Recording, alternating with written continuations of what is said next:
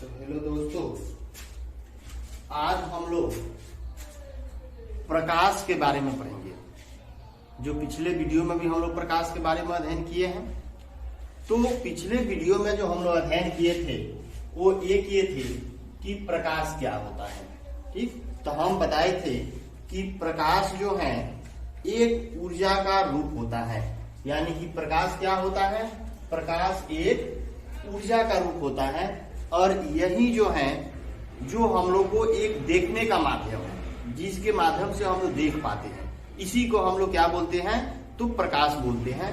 और यह एक ऊर्जा का रूप होता है, यानी कि जो हमारे पास एनर्जी होता है, जो हमें क्षमता देता है, उसी प्रकार यह भी प्रकाश जो है हमको देखने के लिए प्रेरित करता है, जिसके कारण हम किसी वस्तु को देख पाते हैं। अब प्रकाश क्या है? तो ऊर्जा का एक रूप है, जो हम पिछले वीडियो में पढ़ लिए थे। फिर दूसरा उसमें बताए थे कि प्रकाश जो है एक विद्युत चुंबकीय तरंग के रूप में कार्य करता है। प्रकाश क्या है? तो एक विद्युत चुंबकीय तरंग है। अब देखिए, प्रकाश जो होता है, प्रकाश को का दो रूप होता है। एक को हम लोग बोलते हैं तरंग और दूसरे को बोलते हैं कण। तो तरंग वह साबित करता है प्रकाश का तरंग सिद्धांत कि प्रकाश जो है यह तरंग के रूप में होता है। यानी कि अगर ऐसे है, यहां से अगर प्रकाश चल रहा है तो तरंग सिद्धांत ये कहता है कि प्रकाश सीधा जो है बिना माध्यम को गर्म किए हुए और एक सीधी रेखा में ये नीचे पृथ्वी पर पहुंच जाता है। इसीलिए यह क्या है? एक तरंग है। लेकिन कुछ माध्यम में इसको कण भी माना जाता है। माने प्रकाश को कुछ माध्यम में जो है एक कण माना जाता है, जो इसका जो सिद्ध करने का जो काम वो फोटॉन सिद्धांत करता है। माने फोटॉन सिद्धांत यह कहता है कि प्रकाश जो है एक कण होता है, यानी कि यह कण के रूप में चलता है। अब देखिए, फोटॉन सिद्धांत क्या कहता है? फोटॉन सिद्धांत यह कहता है कि प्रकाश जो है, जैसे मान लेते हैं यहाँ सूर्य हो गया, तो सूर्य से प्रकाश जो है यह छोटे छोटे बंडल और पॉकेट के रूप में चलता है। यानी कि यहाँ से जब निकलता है तो एक छोटे छोटे डब्बे में निकलता है और यहाँ बाहर आता है, और बाहर आने के बाद ये फट जाता है, और फटने के कारण जो होता है ये चारों तरफ फैल जाता है। तो इसीलिए प्रकाश को कुछ माध्यम में हम लोग कण कहते हैं और कुछ को तरंग कहते हैं। इसीलिए प्रकाश को दोहरी प्रवृत्ति भी कहा जाता है।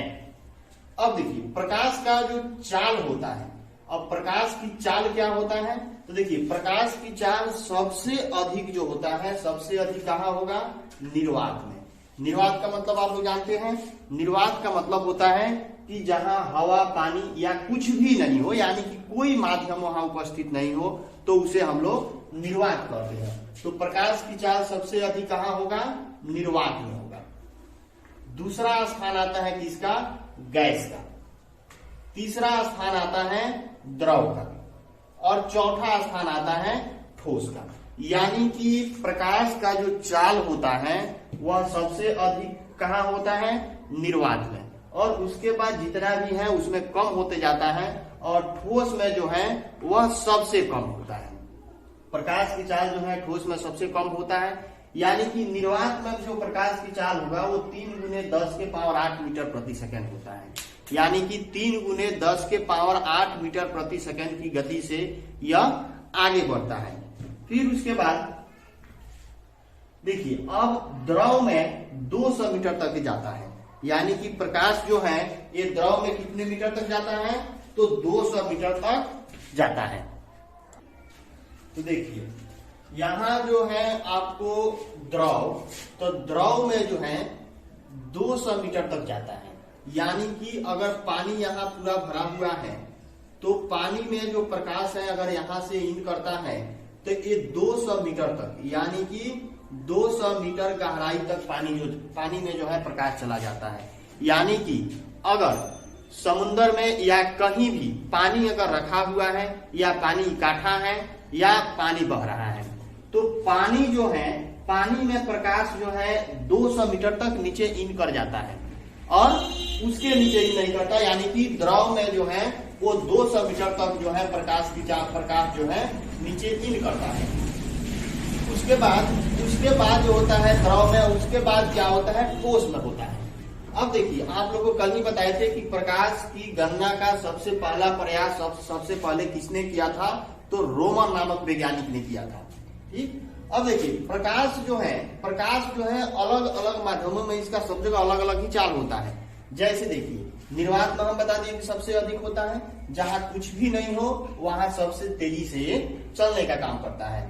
देखिए निर्वात की तुलना में हवा में प्रकाश की चाल जो है 0.03% कम होता है।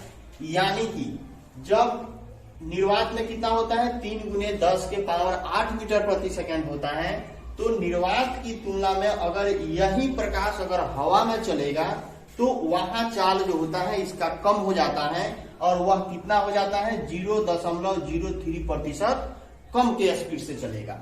यानी कि 0.03% कम होता है। वही प्रकाश अगर पानी में जाएगा, यानी कि पानी में अगर वही प्रकाश जाएगा तो निर्वात की तुलना में कितना कम हो जाएगा, तो 25% कम हो जाता है।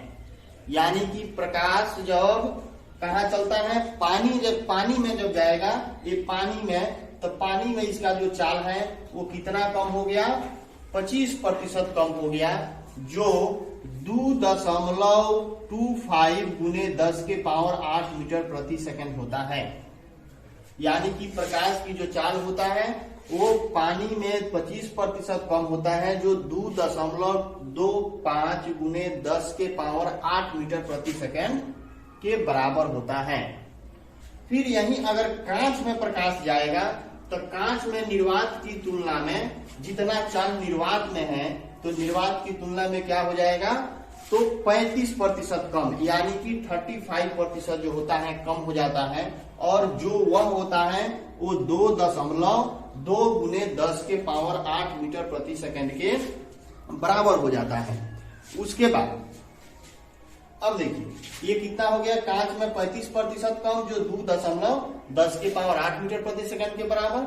चलिए तो याद हुआ। देखिए प्रकाश क्या है, तो प्रकाश वह माध्यम है, या प्रकाश वह माध्यम है जिसके सहायता से हम किसी वस्तु को देख पाते हैं। प्रकाश क्या होता है, तो एक ऊर्जा का रूप होता है। प्रकाश जो है विद्युत चुंबकीय तरंग के रूप में चलता है, क्योंकि एकदम ये सीधी रेखा में गमन करता है, टेढ़ा मेढ़ा गमन नहीं करता है। प्रकाश को कुछ माध्यम में तरंग और कुछ में कण माना जाता है। ठीक है, इसीलिए प्रकाश को क्या बोलते हैं, दोहरी प्रवृत्ति कहा जाता है। ठीक, प्रकाश का जो सबसे अधिक चाल होता है वो निर्वात में होता है, जो कितना होगा, 3×10⁸ मीटर प्रति सेकंड के बराबर होता है। प्रकाश की चाल सबसे अधिक निर्वात में, उससे कम जो होता है गैस में होता है, उससे कम द्रव में होता है, सबसे कम किस में होगा, तो सबसे कम किस में होगा, तो ठोस में होता है। आपको निर्वात में प्रकाश की चाल कितना होगा, तो 3×10⁸ मीटर प्रति सेकंड के बराबर होगा। उसके बाद द्रव जो है, द्रव में कितने मीटर तक हो जाता है, तो 200 मीटर तक द्रव में नीचे प्रकाश प्रवेश कर जाता है।